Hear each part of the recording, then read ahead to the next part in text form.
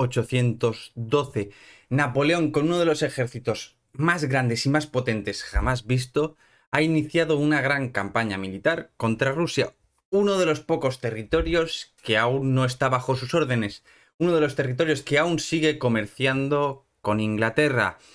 De hecho, se ha internado más de 700 kilómetros en territorio ruso, desoyendo, de hecho, las recomendaciones de sus principales mandos que le habían aconsejado hacer invierno, resguardarse del invierno ruso en Smolensk.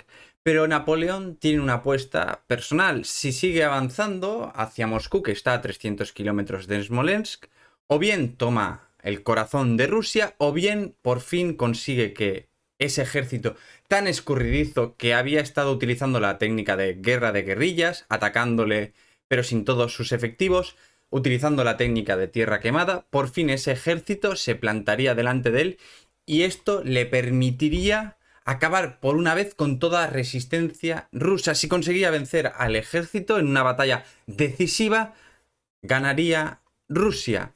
Y de hecho no se equivocaba, los rusos no iban a permitir que Moscú cayera de forma gratuita, sin batalla, y el general Kutuzov planta batalla en Borodino, a unos 100 kilómetros de Moscú.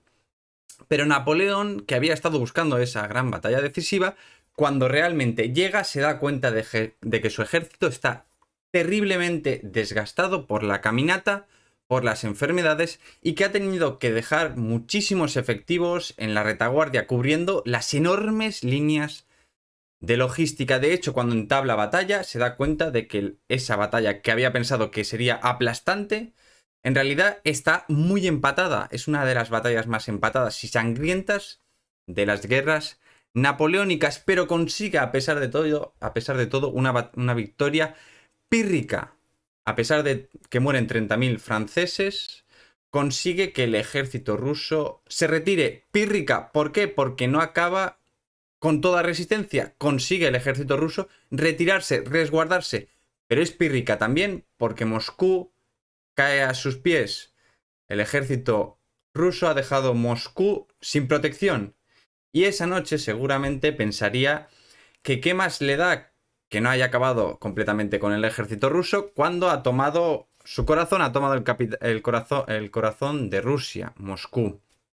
De hecho, ese día también pensaría que los principales dignatarios saldrían a recibirlo con todos los honores, que la población lo vitorearía, como había pasado en otras ciudades, esperando un trato amistoso, unas condiciones de rendición buenas.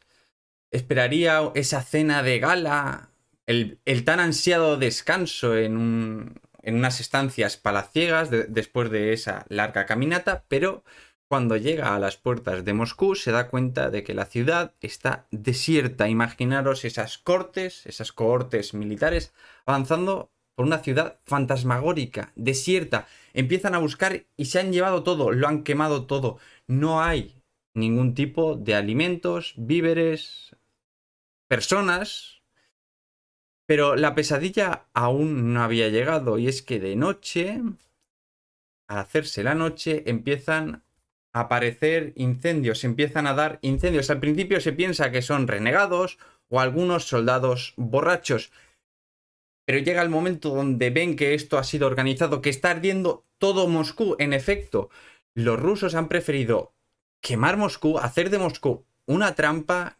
quedársela en bandeja a Napoleón y Moscú arde toda la noche.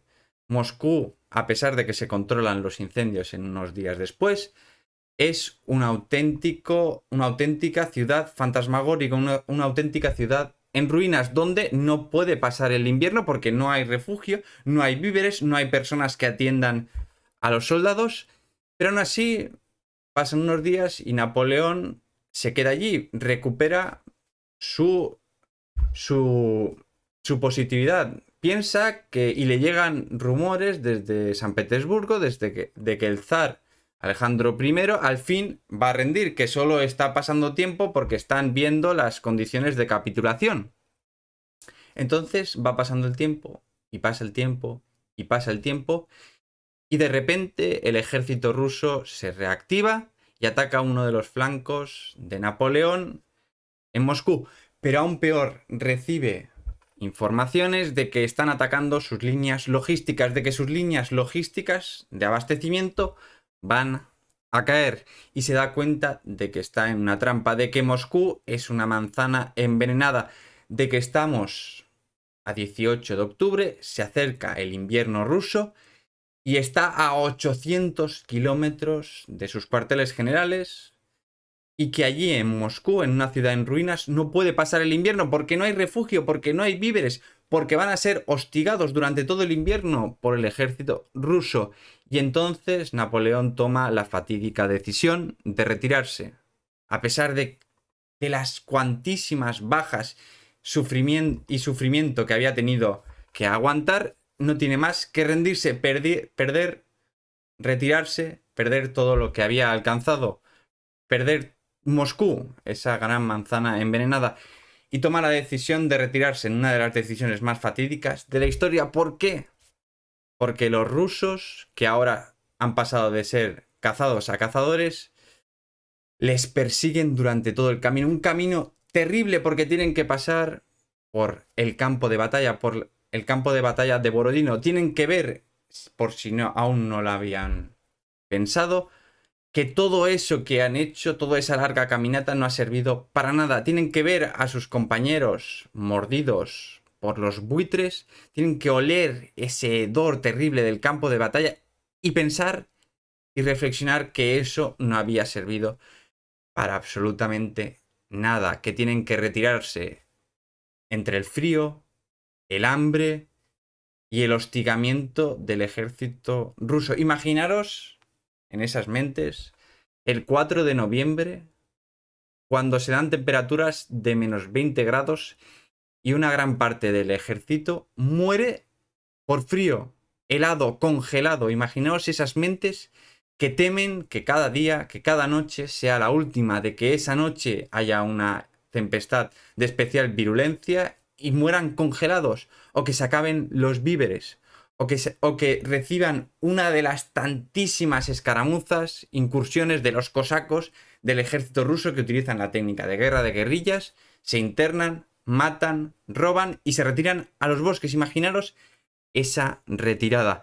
Pero esa retirada tendría uno de los acontecimientos más terribles y pesadillescos de la historia, y es que se estaban en esos momentos retirándose el ejército francés hacia Minsk, y llegan a un río, el río Beresina, y ven que al otro lado no hay camino, que hay una guarnición rusa y que han destruido el puente. Ese camino hacia Minsk está cortado, Minsk ha caído, y tienen detrás el río, un río helado, y delante al ejército ruso que los perseguía. Están en una trampa, parece que es el fin de Napoleón. Pero entonces saca de la chistera su genialidad y consigue, por una serie de engaños, de escaramuzas, engañar a los rusos y que piensen que va a hacer el puente de pontones por otro sitio, que piensen que va a hacer una batalla, que va a plantear batalla.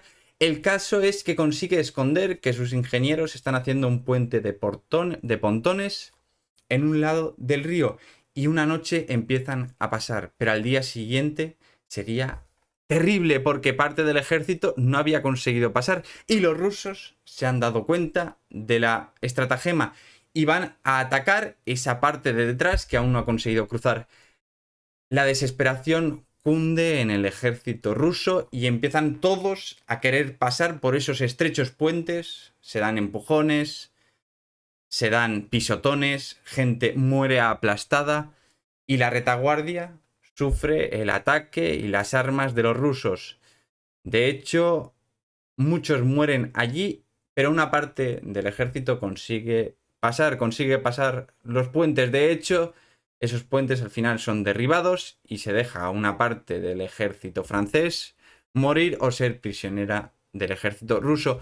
Pero una vez pasado el puente y unos kilómetros después, consiguen llegar a territorio aliado, consiguen reunirse con contingentes aliados y salen de la pesadilla. Pero las pérdidas, lo que se habían dejado atrás, era terrible. 12 de cada 2 de cada 12 soldados que habían salido, solo 2 han sobrevivido. 7 de ellos, 7 de cada 12, han muerto por la verdadera arma de Rusia, que es su invierno, su clima. 7 de cada 12 han muerto de enfermedad, de frío o de hambre.